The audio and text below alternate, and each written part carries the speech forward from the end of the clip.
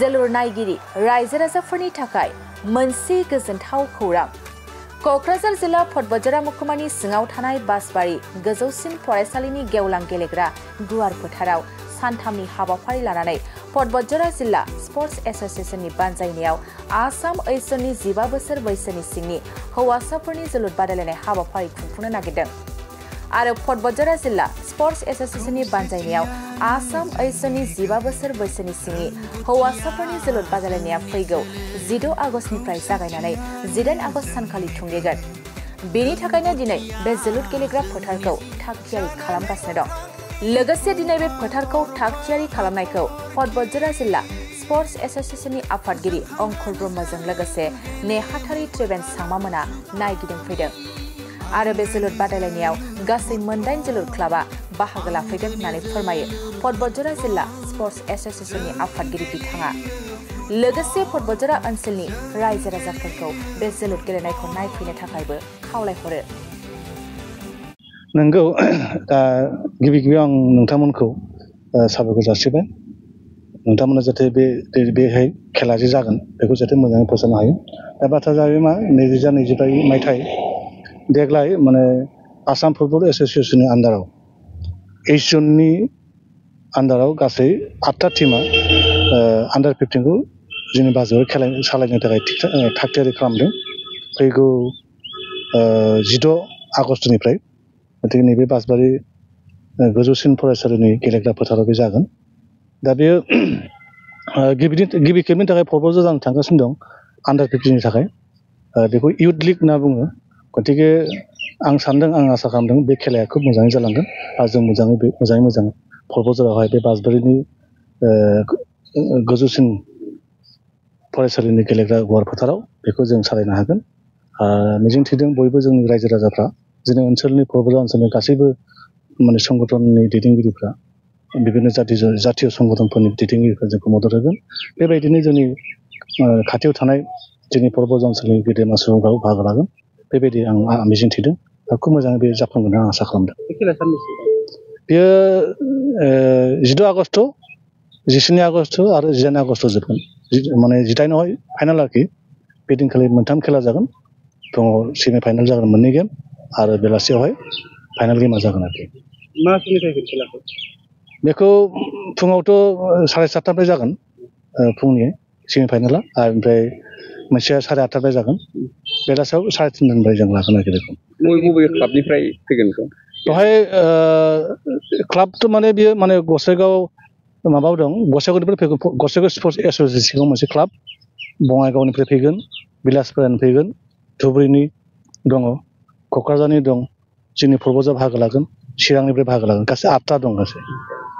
बेबायदि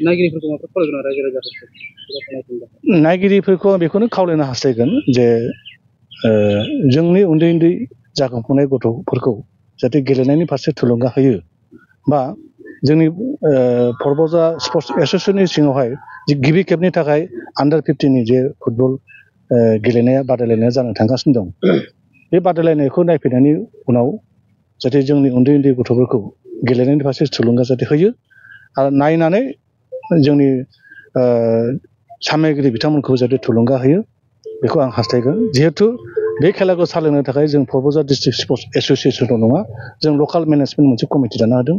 बे कमिटिनि सामलायगिरि बिथांमोनखौबो थुलुंगा होनाय जागोन। गथिखे नायगिरि बिथांमोनखौ बयखौबो लैहोर फैनानै नायफैनानै बाहागो लाफैनो थाखाय गुरै खावलायदों। প্ৰথমে মই বডলেণ্ড বুবলি আৰু বডোচা নিউজ চেনেল, এই 2টা নিউজ চেনেলক মই মানে ধন্যবাদ জনাইছোঁ যে আপোনালোকে ইয়াত আহি পেলাই আমি ইয়াত আজি আণ্ডাৰ 15 এজ কেটাগৰীৰ যিটো নেকি ইউথ লীগ আমাৰ বাছবাৰী হাইস্কুল খেলপথাৰত হ'বলৈ গৈ আছে। তো ইয়াত আহি পেলাই আপোনালোকে যে আমাৰ এই অঞ্চলত যাতে সকলোৱে বুজি পায়, সকলোৱে যাতে জানি পায়, এইটোৰ কাৰণে আপোনালোকে ইয়াত আহি পেলাই যে এটা মানে আমাৰ ইয়াত আগভাগ লৈছে, তাৰ কাৰণে প্ৰথমে মই আপোনালোকক ধন্যবাদ জ্ঞাপন কৰিছোঁ।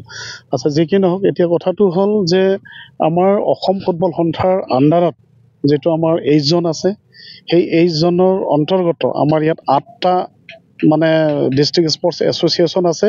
এই 8টা ডিষ্ট্ৰিক্ট স্পৰ্টছ এছ'চিয়েশ্যনৰ আণ্ডাৰত মানে 8টা ক্লাবৰ মাজত আমাৰ ইয়াত খেলখন অনুষ্ঠিত হ'ব যেনেবা গোসাইগাঁৱৰ পৰা আৰম্ভ কৰি কোকৰাঝাৰ বঙাইগাঁও চিৰাং নৰ্থ শালমাৰা ধুবুৰী বিলাসীপাৰা আৰু পৰ্বতজৰা এই 8টা মানে এছ'চিয়েশ্যনৰ আণ্ডাৰত 8টা ক্লাব ইয়াত অংশগ্ৰহণ কৰিব আৰু এই খেলখন 16 তাৰিখৰ পৰা আৰম্ভ হৈ আমাৰ 18 তাৰিখে মানে শেষ হ'ব তো গতিকে আজি আপোনালোকৰ এই নিউজ চেনেলৰ যোগেদি মই আমাৰ এই বাঁশবাৰী অঞ্চলৰ পৰ্বতজৰা অঞ্চলৰ সকলো ৰাইজক মই মানে অনুগ্ৰহ কৰিব বিচাৰিছোঁ যাতে সকলোৱে দলে বলে আহি পেলাই আমাৰ এই ক্লাববোৰক যাতে সহায় সহযোগিতা কৰে আৰু এই খেলখন যাতে সাফল্যমণ্ডিত হয় তাৰ কাৰণে মই আপোনালোকৰ এই নিউজ চেনেলৰ যোগেদি মই অনুৰোধ জনাইছোঁ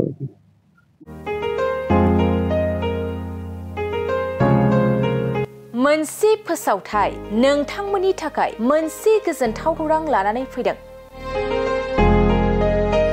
अदालगुरि जिल्लानि सिङाव थानाय डिमाकुसि बरंगाजुलिनि पिपल हलियाव लानानै फैदों नोंथांमोननो लेब्रा मुंनि गंसे गोदान रिजर्ट नोंथांमोना बे लेब्रा मुंनि गंसे गोदान रिजर्टखौ तामुलपुर रडनिफ्राय फैब्ला सुख्लाय ब्रिजनि आगदा आरो अदालगुरि रडनिफ्राय फैब्ला सुख्लाय ब्रिजनि सिगाङाव आगसिथिंजाय मोननो हागोन लेब्रा मुंनि गंसे गोदान रिजर्टआ नोंथांमोननो गोसोबायदि सुबिदा खालामनानै होनाय जादों नोंथांमोना बे लेब्रा रिजर्टआव बर'नि गासै जाग्रा जामुंखौनो मोननो हानायजों लोगोसे बेवहाय नोंथांनि सुबिदा बायदि अर्डार खालामनानै जानो हागोन जुदि नोंथांमोना तामुलपुरनिफ्राय अदालगुरिसिम थांनाय समाव ओंखामजों लोगोसे बायदिसिना जालांनो गोसो दंब्ला नैबे 8638879656 जानबुं नम्बराव कल खालामनानै सिगांग्रो अर्डार खालामहरनो हागोन